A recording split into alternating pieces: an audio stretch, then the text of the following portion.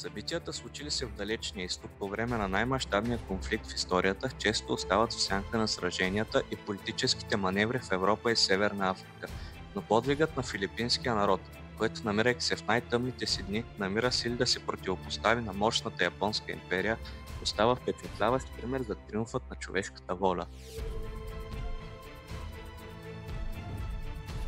През 1941 г. Японската империя се намира в период на голямо териториално разширение, подето от амбициите на император Шова, или както е наричан приживе Хирохито.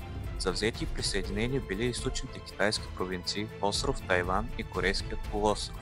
След тези бързи успехи императорът насочил поглед към филипинския архипелаг. Той бил силно желан поради своите ресурси и стратегическо положение.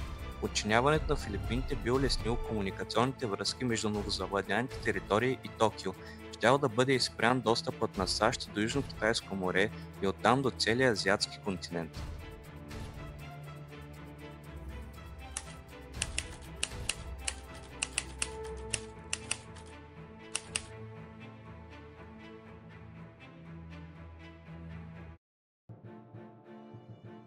Инвазията на Филипините започва през нощта на 7 срещу 8 декември 1941 г., 10 часа след японското нападение над хавайската база Пърл Харбър, което провокира САЩ да започне активна кампания, насочена срещу Япония.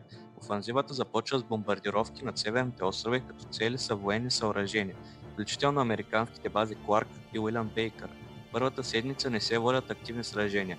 Осъществяват се само бомбардировки с цел японските войници да се прехвърлят и организират в различни части на архипелага. По този начин те атакуват от много страни наведнъж, което прави задачата на отбраняващите се невъзможна.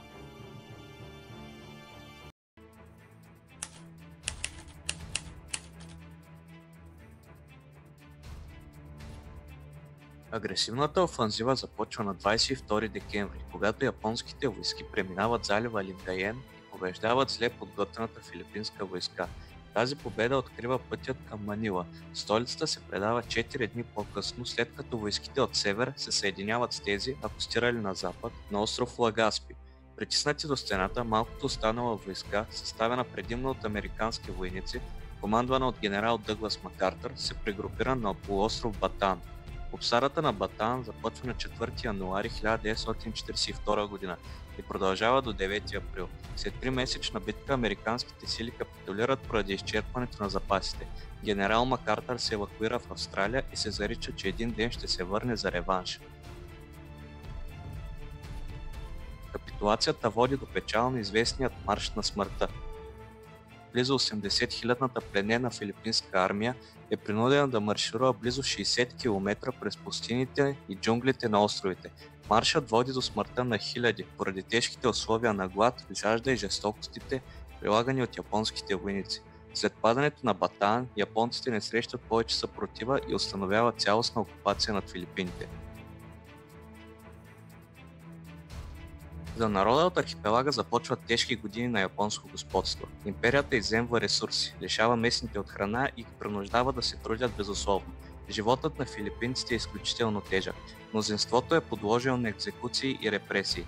В някои райони започва да се сформират партизански движения против окупаторите, но те не постигат целите си, а са използвани като оправдание от страна на японците за още по-жестоки репресии. Но храбростта и силния дух, който показват цивилните по време на тези ужасни 2 години под сянката на Япония, биват възнаградени с последващата война за освобождение.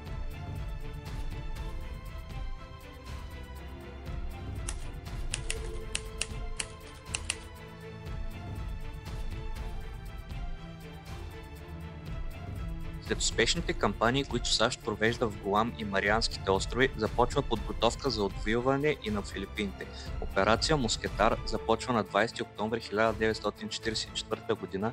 с десант на остров Лейте. Американските сили, водени от генерал Макартър, започват моментално настъпление срещу японската армия. В отговор е мобилизиран имперския флот. Това води до битката в залива Лейте, най-голямата морска битка в историята. Американският флот, командван от адмирал Честър Нимиц, побеждава категорично японският. След тази битка японският флот е неутрализиран тотално и повече не представлява заплаха за американските настъпления в Тихия океан. След успешната битка при Лейте, американските войски настъпват към най-големия и най-важен остров – Лузон, на който е разположена и столицата Манила. Градът е най-важният стратегически обект в страната и превземането му се превръща в цел номер едно за съюзническите войски. Докато американците настъпват към града, ръководителят на японските войски, контраадмирал Санджи Ивабучи, решава, че ще се бие до край и се заема с укрепването на града. Той е наясно, че американците разполагат с числено превъзходство, затова минира града, издига барикади и разполага снайперисти на всеки ъгъл. Битката започва на 3 февруари 1945 г. за достигането на града от войските на генерал Макартър. Първоначално сражението върви по план, като се освобождават лагера Сантяго и университета Санто Томас, където биват държани над 4000 военнопленници, предимно американци. Но след навлизането в същината на града, янките разбират, че няма да сумят японците толкова лесно. Градът е превърнат в крепост, а американците първоначално нямат отговор на укрепленията и капаните, разположени от врага. Японските войници се сражават храбро и удържат настъплението до 23 февруари. През този период цивилното население е подложено на масови екзекуции с цел да се спечелят надмощие над психологическата настройка над американците. Избити са хиляди, но на 24 февруари битката влиза в финалната си фаза. Американците влизат с всичката си налична техника за последен опит да свалят града. С новоразположената артилерия и танкове, градът бива непрестанно обсипан и японските войници са изтласкани до Интрамуронската крепост. След ожесточени боеве, тя пада на 28 февруари. Битката завършва на 3 март с елиминацията на последната съпротива от страна на Япония. След края на сражението градът бива на 80% сринат, а жертвите са над 150 000, голяма част от които цивилни.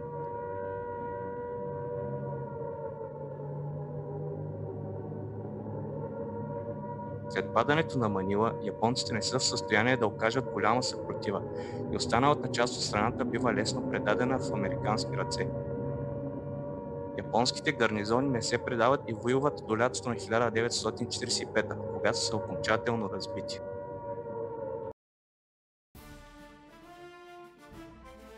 Филипинската кампания в крайна сметка приключва с победа на съюзниците, но на много висока цена – над 1 милион жертви по време на 3 години боеве на островите.